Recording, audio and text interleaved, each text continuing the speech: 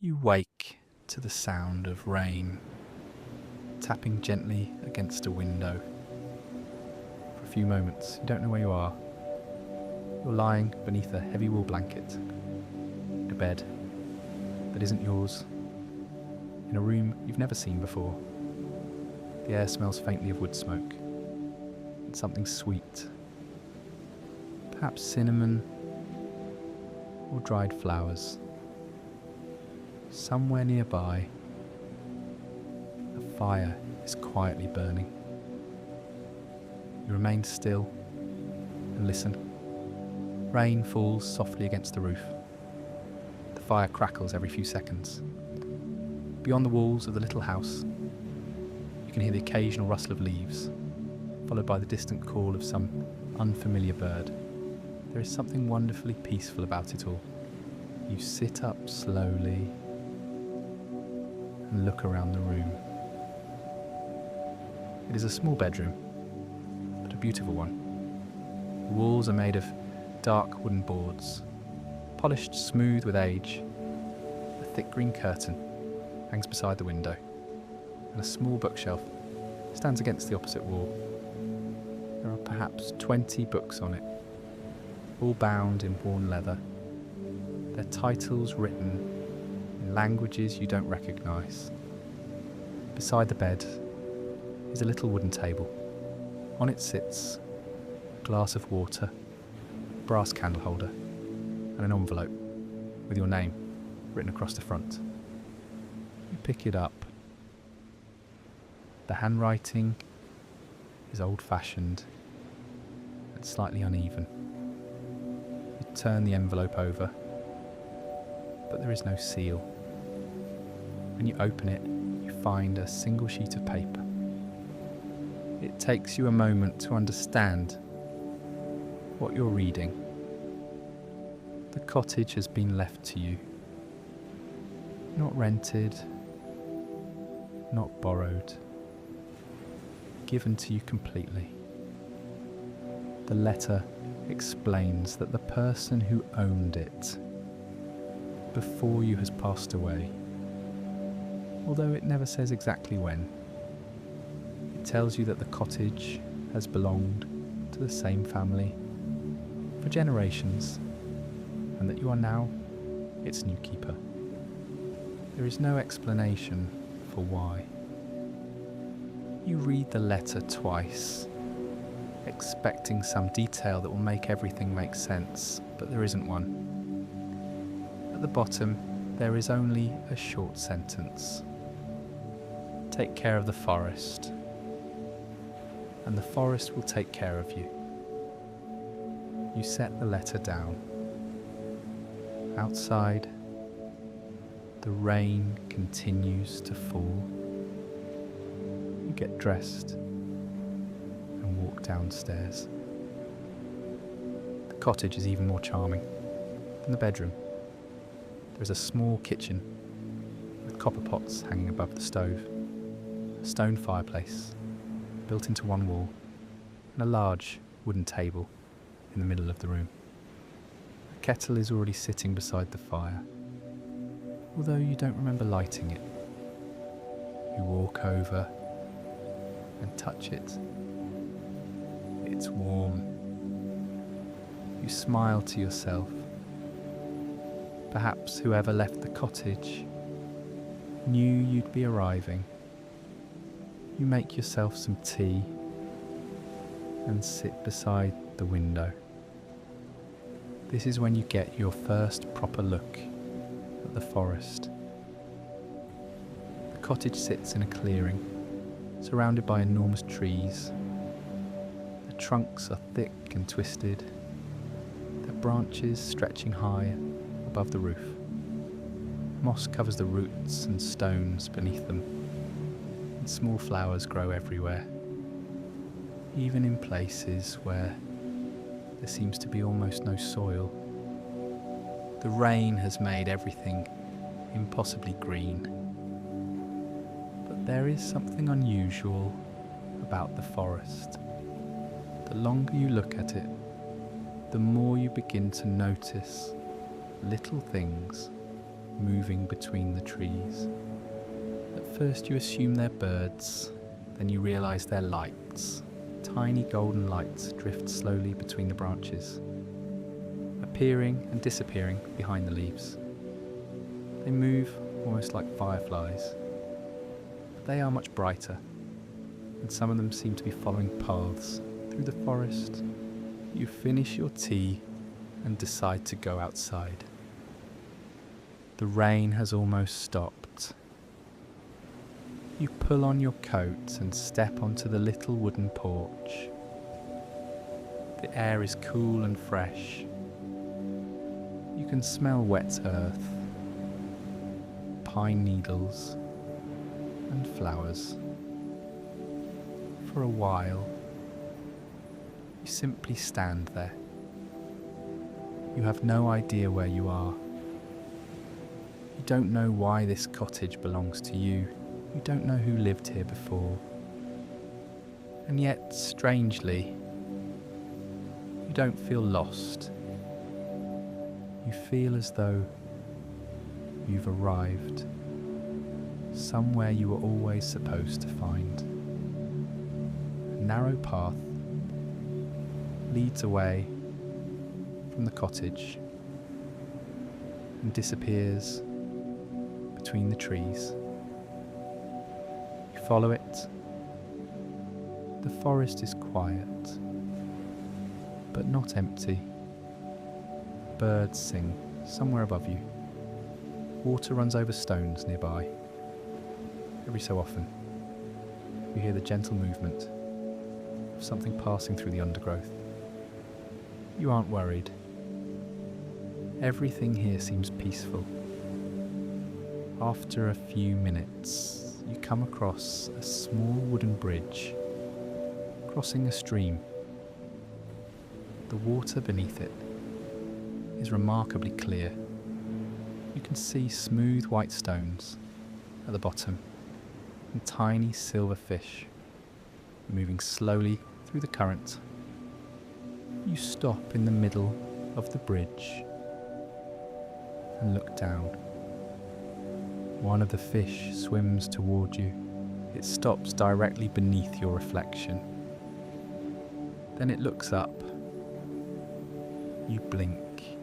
The fish has tiny golden eyes. It remains there for several seconds before swimming away. You laugh quietly. You're not from around here either, are you? The fish disappears beneath a stone. You continue walking. The path eventually opens into a small meadow. Flowers cover the entire field. Purple, blue, white and gold. Some are familiar, but most aren't. A gentle breeze moves through them, creating waves of colour across the grass. At the far side of the meadow stands a large stone. You walk toward it. There is something carved into its surface. A symbol. You recognise it immediately. It's the same symbol that appeared on the letter you found inside the cottage. You reach out and touch it. For a moment, nothing happens. Then the stone becomes warm. Faint golden light travels through the carving. You pull your hand away. The light disappears. You stare at the stone for a while. Then you hear laughter. You turn around. There is nobody there. You look across the meadow. Nothing. The laughter comes again. Softer this time. From somewhere near the trees. You walk toward it. Behind the trees, you find a small clearing with a wooden table. someone has been sitting there. There are 2 cups of tea. One is still steaming. You look around. Hello? No answer. You approach the table. The second cup has your name written on it. You stand there for a moment, completely puzzled. Then something lands on your shoulder. You look sideways. A tiny fox is sitting beside your neck. Its fur is pale silver, almost white, and its eyes are a deep blue. It looks at you with complete confidence. Then it jumps onto the table and begins drinking from the second cup. You watch it. That was supposed to be mine. The fox looks up. It doesn't seem particularly concerned. You sit down. The fox finishes its tea. Then it curls up beside the cup and closes its eyes. You can't help smiling. For some reason this feels normal. You sit with the little creature for a while, listening to the wind moving through the trees. Eventually, you notice something strange. The forest seems quieter than before. You look toward the path. At first you don't see anything. Then you notice a woman standing between the trees. She is wearing a long brown cloak and holding a basket filled with flowers. She looks at you. Then she looks at the fox. Then she smiles. You found him. You glance down. The fox is still sleeping. Who is he? The woman walks closer. Nobody knows. She sits across from you. He has lived here longer than I have. You look at the fox again. Does he belong to the cottage? The woman smiles. No. She pauses. The cottage belongs to him. You laugh, thinking she's joking. She doesn't. Instead, she looks toward the forest. You should be careful about asking too many questions on your first day. Why? Because the forest likes answering them. She stands and lifts her basket. Come back before sunset. Where are you going? Home. She points deeper into the woods. You look in the direction she indicates. There is no house, only trees. When you look back at her, she is already walking away. You decide not to follow. Instead, you sit beside the sleeping fox until the afternoon begins to fade. Eventually, you make your way back to the cottage. The path seems shorter now, almost as if the forest knows you're going home. When you reach the clearing, you notice smoke coming from the chimney. You stop. You definitely didn't light the fire. You open the door. The cottage is warm. The fireplace is burning brightly. A loaf of fresh bread sits on the kitchen table. Beside it is a bowl of soup. You stare at the food. You aren't sure whether you should be frightened, but you aren't. You're hungry, so you sit down. The soup is warm and rich, filled with herbs you've never tasted before. The bread is still warm from the oven. You eat slowly. Outside, evening settles over the forest. The golden lights begin appearing again. One by one, they drift between the trees. You finish your meal and sit by the fireplace. The little silver fox eventually returns. It walks through the open door as though it has lived here forever, jumps onto the rug, turns around 3 times, and curls up beside the fire. You look at it. Are you staying? One blue eye opens, then closes again. You lean back in your chair. The fire crackles. Rain begins tapping softly against the roof again. You think about the letter. Take care of the forest, and the forest will take care of you. Perhaps that's all there is to it. Perhaps you don't need to understand everything tonight. You look around the little cottage, the wooden walls, the warm fire, the old books, the sleeping fox, the rain outside. For the first time in a very long time, you realise that you aren't thinking about tomorrow.